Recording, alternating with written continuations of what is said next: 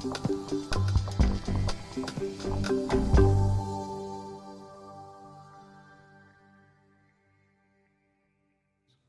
you very much for coming along to listen to my talk about resilience in the workplace and to find out a little bit more about how to cope with stress and avoid burnout.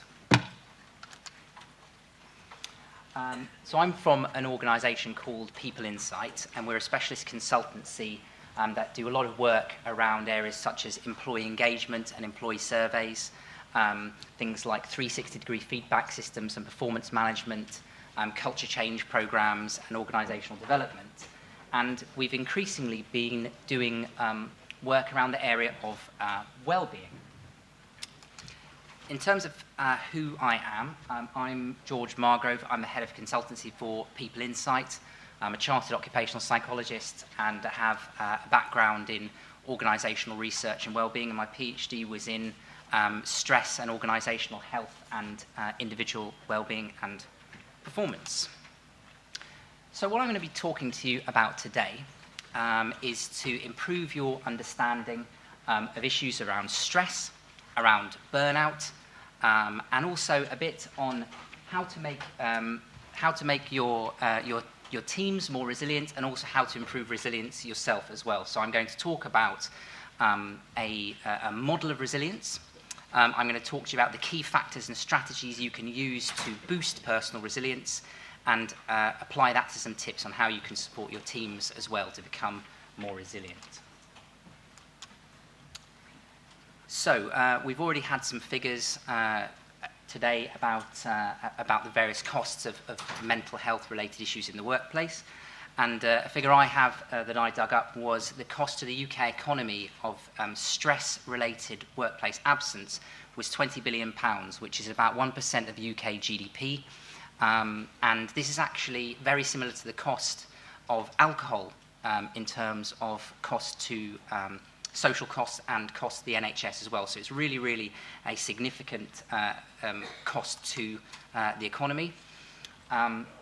Also, about 70 million working days is estimated are cost to the UK economy of sickness absence, and a quite large proportion of this, and that proportion varies depending which stat you read, but somewhere between 15 and 30 million working days a year are thought to be lost to stress and mental well-being related issues. And an example of this was a survey that was recently carried out by the Unite Union on large UK retail banks, and it was found that more than 3/4 of employees of those banks had claimed that they had severe anxiety-related problems or some anxiety-related problems as a result of their work, or manifesting things such as anxiety attacks, insomnia, and depression as well.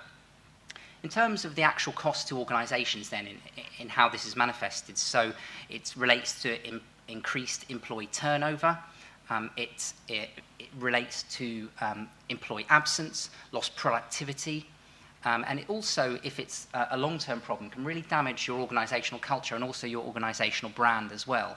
It can even open organisations up to things like increased risk of lawsuits if employees who feel that the duty of care of the employer has been breached and that somebody has become ill as a result of experience they've had in the workplace. Another piece of research which is relevant was something carried out by YouGov, a survey of 20,000 employees, and it found that 77% of people had claimed to either currently have or had had mental health problems, and 62% of these people felt that it was work-related, and of those, 56% of people said that they'd had no help whatsoever from their employer in dealing with these particular problems. So really is a significant organisational issue, and is causing significant problems to individuals as well. So just a couple of definitions then about the sorts of things that I'm talking about. So stress. People often mention stress. What do they actually mean? Well, what people typically mean when they're talking about stress are actual problems related to anxiety. So anxiety as a result of failure to cope with stressful situations, and those may be personal situations or workplace situations. And if an individual is unable to cope with those stressful situations, they're likely to have a series of consequences to themselves. So things like feelings of worry, fear, panic, overreaction to normal situations, things like butterflies in the stomach, headaches, sweating, hyperventilating, and so on. So those are sort of some of the personal experiences that people who are suffering from stress-related anxiety might exhibit. And then there's also the issue of burnout. So it's something a lot of people have heard of. I'm sure you're familiar with the term. And what this really is a chronic failure over the long term to cope with stressful situations at work. And this may well cause things like long-term fatigue, anxiety, impaired decision-making, so problems with memory, sleep problems, and often this was something historically might have been called a nervous breakdown. Now we tend to not use that kind of terminology and tend to talk more about burnout, but it's a similar issue. And there's also a really strong link as well between depression and these sorts of issues, especially if that has such an impact that the person stops working, because as a lady mentioned in a talk this morning, there's a really strong link between work and health. And if somebody is not able to work or it doesn't find themselves in work, then that can have a really potentially damaging effect on their mental health in terms of depression. However, not everybody responds to stressors in the same way. So those are stressful circumstances. You have differences between different people in terms of how they cope. And one of the things that determines this difference is how resilient the person is. So resilience can be characterized as the ability to cope with or manage challenging or threatening situations. And people with high levels of resilience are more likely to be able to maintain or even enhance their performance in the face of challenging situations. And such people are also more likely to recover more quickly from difficult situations and are much more likely to apply the learning that they've gained as a result of coming out through those situations to improve their future performance and behaviour and well-being. So the good news about resilience is it's trainable. So you can actually enhance resilience by supporting people with training so that they can actually deal with problems like this in a more positive way. So one of the ways that, one of the things that you might want to do in your organisation is to gather data on if there are indeed teams within your organisation that are at a risk of burnout or at risk of negative stress-related experiences. And a big part of that might be through data that you have in your organisation already, things like figures on sickness absence, on turnover, on performance, referrals to occupational health even. So that would be one source of data that might tell you if there's a particular problem. Another source of data might be something that you would gather more directly from your employees. So a lot of organisations now carry out employee surveys, often typically employee engagement surveys, which is something that we do a lot of at People Insight. And what I've shown on the screen is People Insight's resilience model. It's called Pearl. And this represents the most significant key drivers of employee engagement within an organisation. So we have purpose, enablement, autonomy, reward, and leadership. And each of these is underpinned by two key factors as well. So one of the things that we did when we were designing this model in order to give it synergy with well-being and stress literature was to make sure that all of the key drivers that are represented in this model, or potential key drivers, are also coming from the stress and well-being literature. And the reason for that is that the key drivers of engagement are almost exactly the same as the key drivers of stress and other negative mental health-related workplace outcomes. So that was the one way that we factored in these kind of issues into our model. The other way was to include some more explicit measures, specifically around well-being related metrics. So the first of those is burnout. So we have a burnout risk index built into the tool, and that looks at things like the level of workload, how much the person believes the organisational values are positive, level of control over work, a sense of community, fairness, and also how rewarded the individual feels. So by finding out if there are particular teams in the organisation who score particularly poorly on these kind of metrics, that will indicate if they're at potential risk of burnout. The other element that we have introduced into our model are optional indices around health outcomes specifically, so general physical health, and also stress and low mood, which focus on anxiety and depression. And that's going to indicate, again, if there are certain teams within your organisation or certain divisions where there are hotspots for risk for these kind of outcomes, and then potentially, if it's necessary for you to do something about that, to intervene to provide support. So I'm going to now very quickly run you through our resilience model. And this is a way of understanding how people may well react to certain stressful situations that they find themselves in. And then after that, I'll talk about some of the key factors that we can use to boost their resilience. So the first thing that happens is there's an event. So this may well be a negative event. This might be, for example, if it was a work project that turned out to be much more complicated than was anticipated, and there was a lot more work to do in a very short time frame, and people might find that as a stressful event. Or it could be a personal event, so for instance, conflict with a colleague or with a line manager and so on. So an event occurs.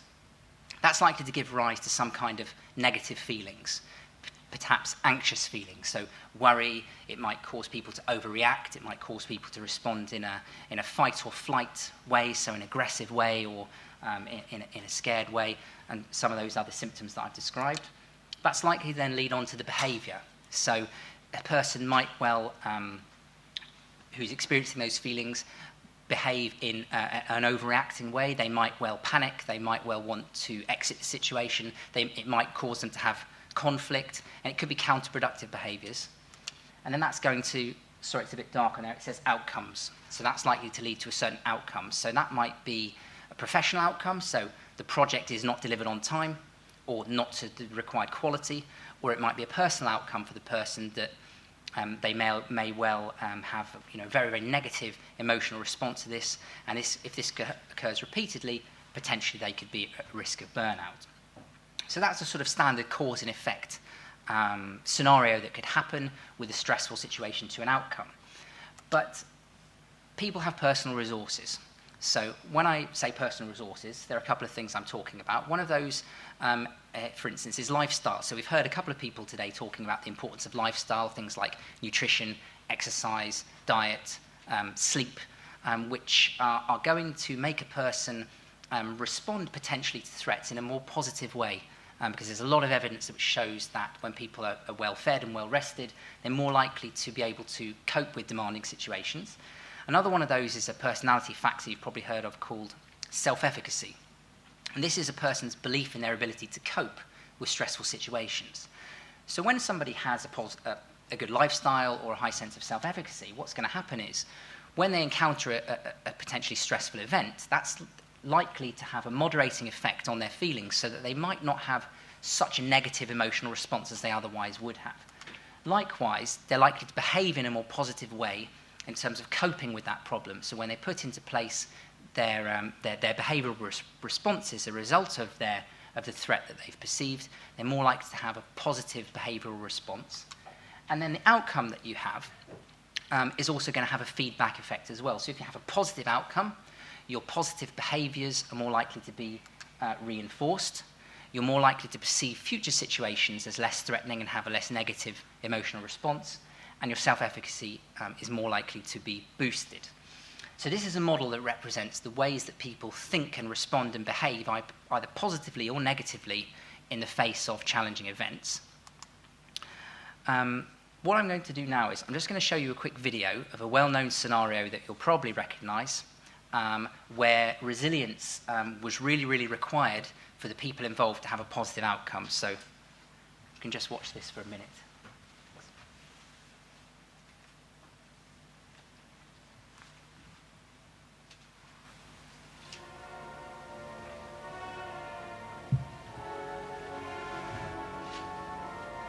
On the 13th minute of the 13th hour, the 13th Apollo mission was launched. A million things could have gone wrong. Our next broadcast will be from the surface of the moon. On April 13th, one dead. Houston, we have a problem.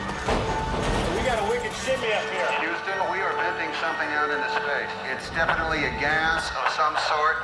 This is Houston. Say again, please. It must be the oxygen. You see what I see? Fight. Your heart rates are skyrocketing. We have a 401 alarm. That can't be real. Man, it's fighting me, Jack. What's the story here? I keep losing a radio signal. That can't happen. It's got to be instrumentation. We got some serious time pressure here. We're looking at less than 15 minutes of life support left. Like they're all over the place. Damn, we're losing it. We never lost an American in space. We're sure as hell not going to lose one on my watch.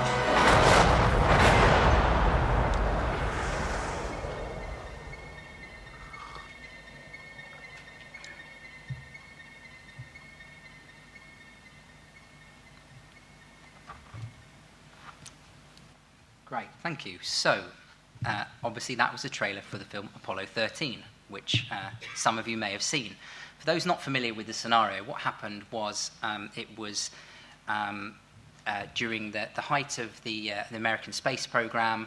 It was a moon mission, and something went wrong on the spaceship to cause an explosion where the oxygen was venting into space, and the people on the spacecraft had a very, very short amount of time to try and fix that problem and to come up with a solution that was going to save their lives. Also with the support of the people at NASA on the ground, and there were huge levels of resilience displayed by the individuals in that scenario, both on the spacecraft and on the ground, that actually enabled them to fix the problem and to return to Earth safely. So the reason why I've shown you that video is because I'm now going to show you the key factors that are involved in making a person resilient, and the key factors that can be trained so that an individual can cope with very, very challenging situations. And I'm going to use Apollo 13, and I'm going to describe what they did in reference to this to really make it clear. So the behaviours that we display are the really, really key things which are going to determine whether or not we cope with the situation. And the first one of those is control impulse. So what this is when an individual encounters this stressful or threatening situation, it's for the person to not immediately react in an emotional way or an aggressive way or in a way that might escalate the situation or cause more harm than good. It's about trying to relax, trying to calm down, trying to potentially step away from the situation if possible, and really to just put yourself in a position where you can start trying to think clearly about how to deal with the situation. So in terms of Apollo 13, one of the things that they needed to do was they needed to slow down their heart rates because they didn't want to use up all the oxygen. They needed to try and maintain calm, try and clear their minds, and try and behave in a way that was going to facilitate them to be able to move on and move to the next stage of the process. And the next stage of the process is analyze. So this is to try and understand how you got to this situation, how real the risks actually are, and is this really a situation that I ought to be worried about? And what are the potential things that might start to form in your mind about what you can do to deal with this situation? So in a workplace scenario, these first two you can see, I hope, quite easily how those may also apply. So the first reaction is not to panic, try and relax. And the second one is try and understand, is this situation really as bad as I thought it was? How did I get here, and what can I do about it? The next one is seek support. So this is a really, really important step in terms of maintaining resilience, because if individuals feel alone and isolated, then they're less likely to be able to cope with situations, because problems can seem far, far more threatening when you're alone than if you have the support of other people. So it's important to seek support from people who might be able to provide some guidance about what to do, some people who might have been in a similar situation before, or simply some people who you think are trustworthy sources who are going to enable you to try and do something about the problem. So this is a really, really important step. Plan. So plan is the stage whereby you've worked out where you are, you've worked out if it's a really dangerous situation or not, and if you're right to feel the way that you feel. And planning is about thinking of, what is the goal state? What do I want to achieve? What would success look like for me to get through this situation and feel like I'd managed to cope with it? So clearly, in terms of Apollo 13, various plans will come up with in terms of how to deal with the situation and what were the various courses of action that the astronauts in the spacecraft could have taken to realistically expect a positive outcome. In a workplace scenario, your plan might be either working out a new project plan to deal with this particular project. It might be, if it's an interpersonal reaction, thinking to yourself, what could I do? I've had a conflict with my boss or a colleague. Could I email them? Should I ask for a meeting? Should I do nothing? And really just to consider what your courses of action are, and then to pick one and execute. So execute is really important, because if you don't act to try and remedy the situation, you can't reasonably expect the outcome to be the one that you want. It might be the one that you want by chance. It might actually be the plan you've come up with is to do nothing. That would be a potentially valid execution, would be to say, actually the best thing for me to do is not to do anything. It's to wait for the situation to blow over and we'll just move on. So in the course of Apollo 13, they selected the plan that was going to be the best one to give them the chance of survival, and they put it into action. And then the last one is reflect. So this is about learning. It's about once you've come out of the situation on the other side, once you have survived, as it were, and you've got through it, it's about learning and thinking, okay, I'm through this situation, what happened? What were the course of events that led me to this place? And also trying to use that learning from the situation so that next time you get into a similar situation, you actually already have some idea about what you can do. And this is a really, really key stage to boosting resilience, because if we don't learn from our experiences, effectively, you're going to be reliving the same set of emotions and the same set of processes over and over again. So it's really, really important to learn from that. And in the case of Apollo 13, it was the last time. All of those astronauts never went to space again, so that's quite a good bit of learning for them. But also NASA fixed the problem, and it didn't occur again. And I think it's fairly obvious how the same thing could apply in a workplace situation. So the acronym is CASPER, and it's important to note that not all of these things are going to be applicable in every situation. Some of the steps might be in a different order. Some of the steps might be combined into one. Some people might have different abilities to doing these things at any time. But the point is that the more of these things that you're able to do in a stressful situation, the more likely you are to have a positive outcome. And that could be a personal situation or a workplace situation, as I have mentioned. So,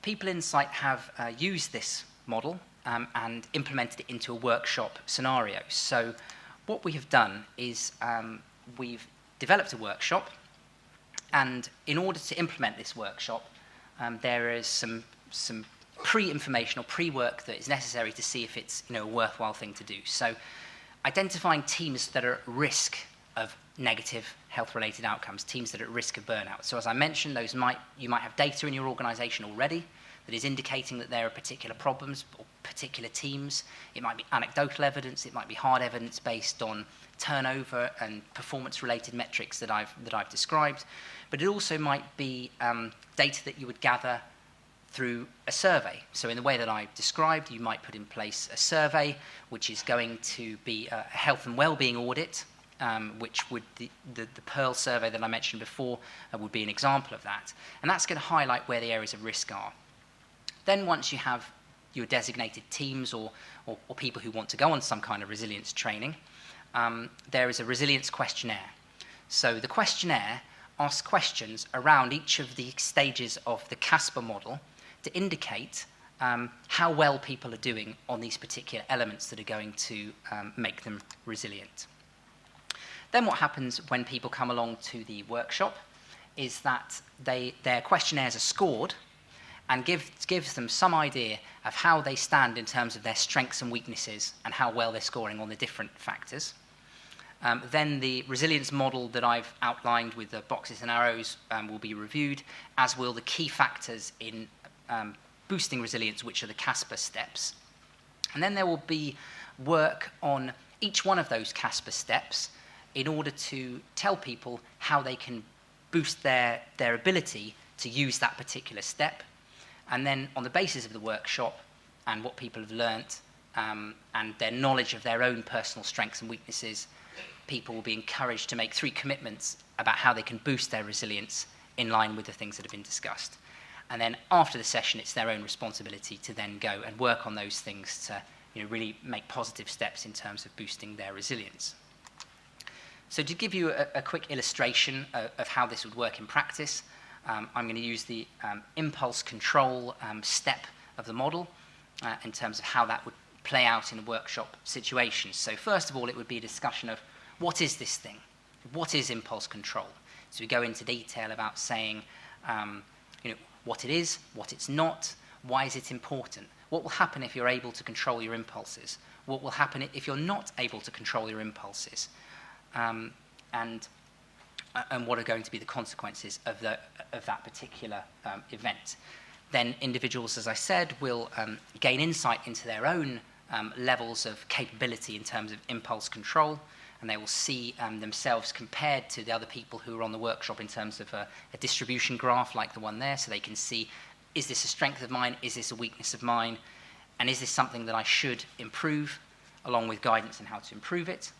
Then we'll have a series of exercises. So in the impulse control example, it's things like controlled breathing techniques, progressive muscular relaxation, discussion on things like mindfulness, meditation, distraction techniques, cognitive control techniques, all things designed so that an individual can go away, work on this, and can boost their own ability to control their impulse.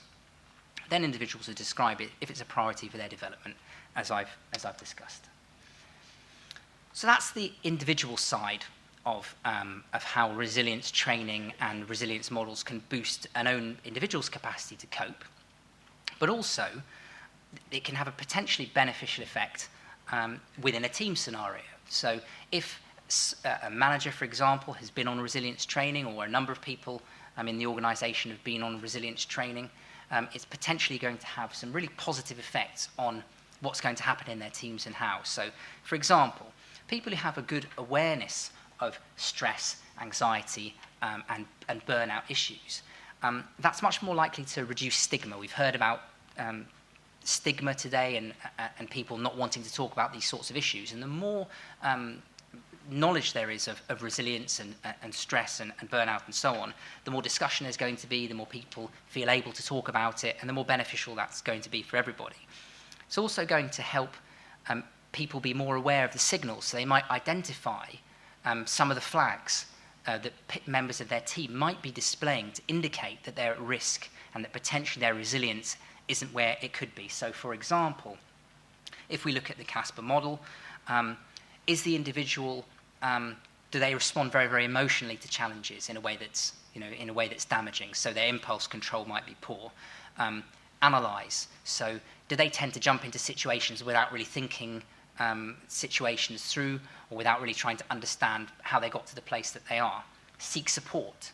So do they try and do everything themselves and not speak to others or try and get any help with these kind of challenging situations? Plan. Do they respond in a way that seems planned, or do they just respond on a whim without any sort of forethought? Do they follow through on the things that they try and do, or do they constantly give up when they're trying to deal with problems? And do they learn? So do they keep making the same mistakes over and over again, or do they progressively show that they're able to cope with situations better over time that previously were a challenge? So by identifying these sorts of things within team members, and that's potentially going to identify key development areas for that individual. It might be something that if it's not too serious a problem, that the manager themselves might speak to the individual about it, or it might be a time to get in some external support that might, or internal support. So it might be a suggestion of referral to occupational health, or it might be to get in an external training or external support in trying to understand these things and to put training in place. So I'd just like to conclude, therefore, with some things to consider about your own organisation and the things that you observe. So do you think that you have any stress-related issues in your organisation?